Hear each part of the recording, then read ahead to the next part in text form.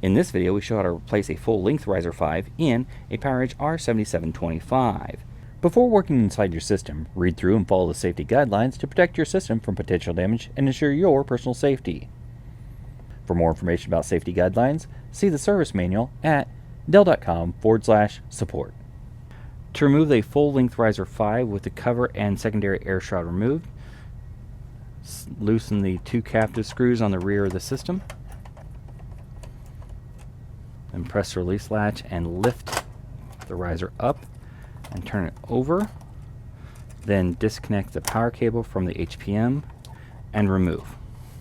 To install a full-length riser 5, lay it on top of the system and then reconnect the power cable to the HPM and then flip it over and route the cables at the same time, and then press it down into place and then tighten the two captive screws to secure it. For more information or assistance about the PowerEdge R7725, visit dell.com/support.